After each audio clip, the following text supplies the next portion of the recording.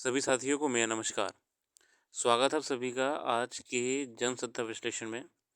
आइए देखते हैं आज 23 दिसंबर के जनसत्ता अखबार में हमारे और आपके लिए आगामी परीक्षाओं को लेके कौन से आर्टिकल्स, कौन से लेख हैं जो महत्वपूर्ण हैं और कौन सी खबरें हैं जो प्रारंभिक एवं मुख्य परीक्षा में हमारे लिए ध्यान देने की ज़रूरत मांगती हैं।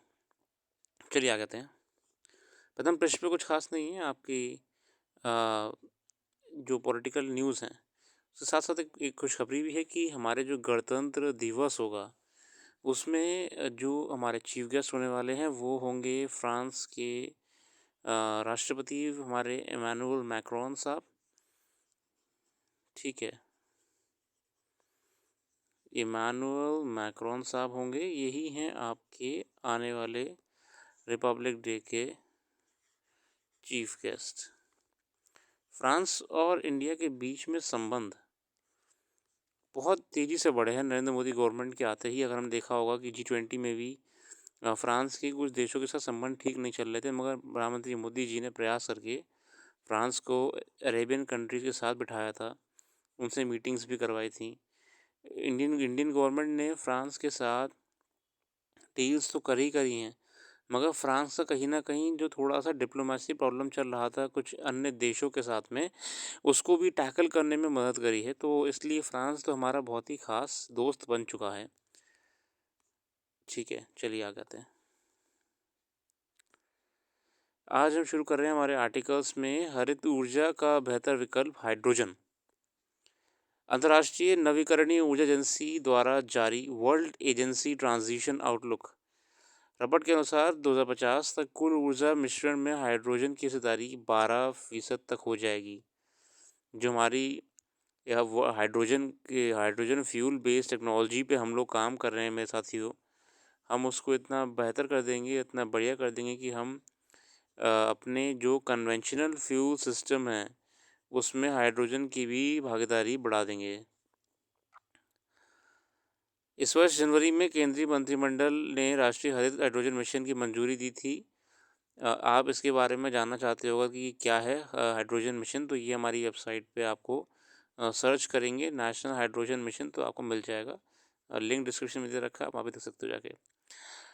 हरित हाइड्रोजन में प्राकृतिक गैस सहित जीवाश्म ईंधन को ऊर्जा स्रोत के रूप में प्रतिस्थापित करने की क्षमता है। हरित हाइड्रोजन मिशन में उर्वरक उत्पादन, पेट्रोलियम शोधन, स्टील, परिवहन आदि जैसे उद्योग में हरित हाइड्रोजन के साथ भूरे हाइड्रोजन के प्रतिस्थापन की परिकल्पना की गई है। इसे 2030 तक जीवाश्म ईंधन के आयात में 1 लाख करोड़ तक की बचत होने का अनुमान है। मतलब हम बेसिकली जो कोल बेस्ड है, पेट्रोल बेस्ड फ्यूल है, हम उससे नहीं कम मंगाएंगे ना, हम क्रूड ऑयल कम खरीदेंगे बाज़ार से, जब हम खुद ही अपना हाइड्रोजन से बना लेंगे तो। विद्युत उपघटन के माध्यम से 1 किलोग्राम हरे हाइड्रोजन के उत्पादन के लिए लगभग 10 लीटर अलवलीकृत पानी की आवश्यकता होती है। इस हिसाब से प्रतिवर्ष 5 MMT हरित हाइड्रोजन उत्पादन के लिए लगभग 500 लाख घन मीटर डीमिनरलाइज्ड पानी, है ना, डीमिनरलाइज्ड पानी की आवश्यकता होगी। डीमिनरलाइज्ड मिनरल होता है, मिनरल डीमिनरलाइज्ड पानी की जरूरत होगी। अधिकांश हरित हाइड्रोजन उत्पादन संयंत्र बंदरगाहों के पास स्थापित होने की उम्मीद है। हाइड्रोजन स्वच्छ, नवीकरणीय, कम उत्सर्जन वाला और उपयोग में सुरक्षित है। पानी को विद्युत उपघटन करके पानी से हाइड्रोजन निकाल सकते हैं। इस हरित बनाने के लिए बिजली नवीकरणीय स्रोतों से होने चाहिए, है ना। ज़्यादातर मामलों में इस प्रक्रिया के लिए सौर ऊर्जा का उपयोग किया जाता है। मतलब देखिए, हम ग्रीन हाइड्रोजन तो कितना एनवायरनमेंट फ्रेंडली है ही है, इसको बनाने के लिए भी हम सिर्फ और सिर्फ सोलर एनर्जी या फिर रिन्यूएबल एनर्जी का इस्तेमाल कर रहे हैं। प्रथम पद हरित हाइड्रोजन संक्रमण के लिए रणनीतिक कौशल योजना हेतु 17,490 करोड़ रुपए आवंटित किए गए हैं।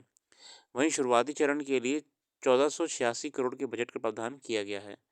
हाइड्रोजन संक्रमण के लिए रणनीतिक कौशल योजना के तहत हरित हाइड्रोजन और इलेक्ट्रोलाइजर्स विनिर्माण परियोजनाओं के लिए बोलियां दिसंबर 23 तक जमा की गई हैं। मतलब बेसिकली ये काम करने के लिए ना साइंटिस्ट कंपनीज वगैरह को टेंडर निकालना, ये सब ऑक्शंस करने। रणनीतिक हस्तक्षेप योजना के तहत भारत में हरित हाइड्रोजन के 4.5 लाख टन का उत्पादन सुविधाएं स्थापित करने के लिए हरित हाइड्रोजन उत्पादकों के चयन के लिए अनुरोध भी बीते जुलाई माह में जारी किया गया था। कुछ स्वच्छ ऊर्जा प्रौद्योगिकी अब तक ऊर्जा परिवर्तन पर हावी रही हैं। इन प्रौद्योगिकी के बड़े पैमाने पर निर्माण और तैनाती से उनकी लागत में गिरावट देखी गई है। 2010 और 2018 के बीच बैटरी की लागत 84% सौर ऊर्जा के लिए, 87% तिब्बती पवन ऊर्जा के लिए, 47% और अपतटीय पवन ऊर्जा के लिए 32% की गिरावट आई है। मतलब जो हमारी पिछले लंबे समय से देख रहे हैं, तो बैटरी की जो कॉस्ट है बनाने की, उसमें हमने देखा है कि टेक्नोलॉजी की और बढ़िया होने से कम हो रही है। कंपनियों का झुकाव अमेरिका, यूरोप और चीन पर है। प्रौद्योगिकी नेतृत्वकर्ता बनने के लिए इन देशों ने नवाचार श्रृंखला में पर्याप्त और उचित वित्तपोषण सुनिश्चित करके सार्वजनिक और निजी दोनों वित्तीय व्यवस्था के साथ प्राथमिकता वाली प्रौद्योगिकियों के लिए मजबूत आपूर्ति उपयोग नीतियों को लागू किया है। मतलब कि इन देशों ने, जो चाइना है, यूरोप है, इन्होंने बेसिकली टेक्नोलॉजी पे काम करने के लिए इनोवेशन को इतना फंडिंग करी है। कॉलेजेस में, कोर्सेज में इन्होंने रिसर्च को इतनी फंडिंग करी है, इसलिए आज ये मार्केट बने हुए हैं। सबसे बेस्ट साइंटिस्ट हैं, आपके नए नए इनोवेशंस क्यों हो रहे हैं हमारी वेस्टर्न नेशंस में या यूरोपियन नेशंस में? क्योंकि ये पढ़ाई के लिए, टेक्नोलॉजी पे एक्सपेरिमेंट्स के लिए लैब्स बनवा के दे रहे हैं, रिसर्च करवा रहे हैं। रिसर्च करवाने से कुछ नहीं होता है, पैसा भी दे रहे हैं, और बाद में उस रिसर्च को कैश करने के लिए फैक्ट्रीज भी बना रहे हैं, ताकि रिसर्च से प्रोडक्ट बन के मार्केट में सेल हो सके। तो हमको भी ज़रूरत है कि हम रिसर्च एंड इनोवेशन पे भी हम काम करें, ताकि हम भी एक ना प्रोड्यूसर बने, हम कंज्यूमर नहीं बने सिर्फ। अंतर्राष्ट्रीय नवीकरणीय ऊर्जा एजेंसी आरीना द्वारा world agency transition outlook report के अनुसार वर्ष 2050 तक कुल ऊर्जा मिश्रण में हाइड्रोजन की हिस्सेदारी 12% तक हो जाएगी। एजेंसी ने यह भी सुझाव दिया था कि उपयोग किए जाने वाले इस हाइड्रोजन का लगभग 66% हिस्सा प्राकृतिक गैस के बजाय जल से प्राप्त किया जाना चाहिए। है ना? देखिए, ऑब्वियसली बात है, ग्रीन ग्रीन पूरा काम कर रहे हैं, तो हम पूरी तरीके से रिन्यूएबल एनर्जी पे इसको प्रोड्यूस करेंगे। वर्तमान में पेट्रोलियम शोधन और उर्वरक उत्पादन में हाइड्रोजन का सर्वाधिक उपयोग किया जाता है, जबकि परिवहन एवं अन्य उपयोगिताओं इसके लिए उभरते बाजार हैं। Basically hydrogen based fuel, hydrogen based economy हमारे आने वाले भविष्य में ये ही है रियलिटी। अभी हाइड्रोजन उत्पादन लागत अधिक है, लेकिन बेसिकली अभी टेक्नोलॉजी पे इतना काम नहीं हो पाया है, इसलिए करंट में हाइड्रोजन पे बनाना, उसको मार्केट में सेल करना, वो प्रोडक्ट्स बनाना, उसके लिए गाड़ियाँ बनाना, ट्रक्स बनाना, वो थोड़ा महंगा पड़ेगा। हम जितनी अच्छी और रिसर्च करेंगे, जितना हम इस प्रोडक्ट पे और काम करेंगे, हाइड्रोजन बेस्ड इकॉनमी पे, इनोवेशन पे, फैक्ट्रीज़ पे, साइंटिस्ट लोगों को हम बेस्ट से बेस्ट नॉलेज और देंगे, तभी हम इसको पहली बात तो बना पाएंगे और कम रेट में बेच पाएंगे। रिसर्च पहला स्टेप, इनोवेशन, फिर आपका प्रोडक्शन फैक्ट्री से माध्यम से, फिर मार्केट में सेल करना। अगर इतना काम कर लिए तो हम एनर्जी डिस्ट्रीब्यूशन में, एनर्जी प्रोडक्शन में लीडर्स बन जाएंगे। भारत अपने राष्ट्रीय नवीकरणीय ऊर्जा शुल्क के कारण 2030 तक हरित हाइड्रोजन का शुद्ध निर्यातक बन सकता है। हम लोग देखिए, अगर सब चीज़ें बढ़िया रहीं तो हम एक्सपोर्टर बनेंगे, हम एक्सपोर्ट करेंगे। हम जो ग्रीन एनर्जी खुद बनाएंगे, हमारे हमारे मैं इसमें जितना भी हम इनोवेशन पे खर्चा करते हैं मेरे साथियों, जितना भी हम सॉरी जितना हम रिसर्च पे खर्चा करेंगे, जितना हम हमारे साइंटिस्ट लोगों को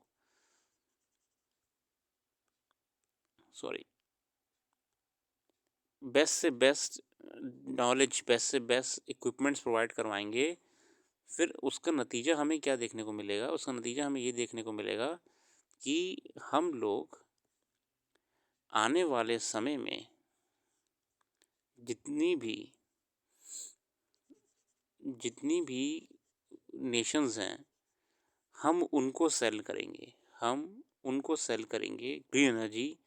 2030 तक अनुमान है, और बहुत ही कम दाम में हम प्रोडक्शन करेंगे, हम सेल करेंगे, हम तभी ग्लोबल लीडर बनेंगे। अब देखिए, देशों को ना महंगा महंगा तेल और क्रूड ऑयल खरीदने की ज़रूरत नहीं पड़ेगी। उन देशों को सिर्फ इतना ही करना होगा कि वो और इसके लिए हमको ये भी सुनिश्चित करना होगा, ऐसा होगा और ऐसा होगा क्योंकि हमारे पूरे इकोसिस्टम जब रिसर्च और इनोवेशन पे बेस्ड होगा, हमारा रिसर्च इनोवेशन फिर मार्केट ड्रिवन इकॉनमी होगी, मार्केट ड्रिवन इकॉनमी होगी, तभी हम और अच्छी तरीके से ऐसे रिन्यूएबल एनर्जी टेक्नोलॉजीज़ को बेहतर कर पाएंगे। मैं इसको कलर करने का प्रयास करता हूँ। धरती पे पानी कब आया? धरती पे पानी आया आज। आ गया पानी। पानी आते ही हरियाली भी छा गई। चलिए, तो मैंने आपको बताया कि हम काम करेंगे रिसर्च एंड डेवलपमेंट पे, तभी होगा इनोवेशन, तभी हमारे इंस्टीट्यूशन, हमारी एजेंसीज़ और टेक्नोलॉजी पे काम करेंगी। इतना ही नहीं, हमें इकॉनमी मार्केट को भी उसी हिसाब से आगे बढ़ाना होगा, तभी ये सब हो जाएगा। हम अपने आप में एनर्जी प्रोड्यूसर बन जाएंगे और एनर्जी डिस्ट्रीब्यूटर बन जाएंगे पूरे विश्व के लिए, ग्लोबल नेशंस के लिए भी। कार्बन हाइड्रोजन ईंधन के लिए आवश्यक हाइड्रोजन स्टेशन का बुनियादी ढांचा अभी भी व्यापक रूप से विकसित नहीं है। विकेंद्रीकृत हाइड्रोजन उत्पादन को एक इलेक्ट्रोलाइज़र के लिए अक्षय ऊर्जा की खुली पहुंच के माध्यम से बढ़ावा दिया जाना चाहिए। और देखिए, धीरे धीरे ही हमारा जो इंफ्रास्ट्रक्चर है वो हम बेहतर करेंगे। ठीक है, ये वाला टेररिज्म को लेके आर्टिकल है, मैं इस पर ज़्यादा नहीं जाना चाहूँगा क्योंकि कुछ खास नहीं था अभी। विवाद का अखाड़ा हम जानते हैं कि हाल ही में जो कुश्ती संघ है भारत का, उसमें कुश्ती संघ में कुछ प्रॉब्लम चल रही थी। हमारे प्लेयर्स थे बजरंग पुनिया, साक्षी मलिक इत्यादि, उन लोगों ने अभी रिज़ाइन कर दिया है, मतलब कुश्ती से ही रिज़ाइन कर दिया है। उनका ये मानना है कि उन्होंने पदक लौटा दिए हैं अपने, पद्मश्री वगैरह थे, कि चुनाव होके जो भी व्यक्ति जीते हैं, डिटेल में को भी नाम नहीं पता है, वो फ़िलहाल वो कहीं ना कहीं गलत है। और उनका ये कहना है कि महिलाओं को भी बनना चाहिए अध्यक्ष, तो इसलिए उन्होंने रिज़ाइन कर दिया। उस पर नहीं जाएंगे, वो एक अलग ही विषय हो जाएगा। चलिए आगे देखते हैं, आगे क्या दे रखा है हमारे सामने और अखबार में। ऐसा कुछ खास तो नज़र नहीं आ रहा है, तो हमें अपनी वाणी को ही विराम देना होगा।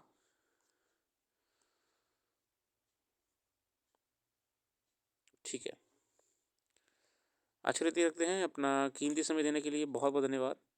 और जो भी करंट अफेयर्स हमने यहाँ पे डिस्कस नहीं करी, क्योंकि हम यहाँ पे स्ट्रिक्टली डिस्कस करते हैं जो होती है आपके अखबार में आई हुई करंट अफेयर्स।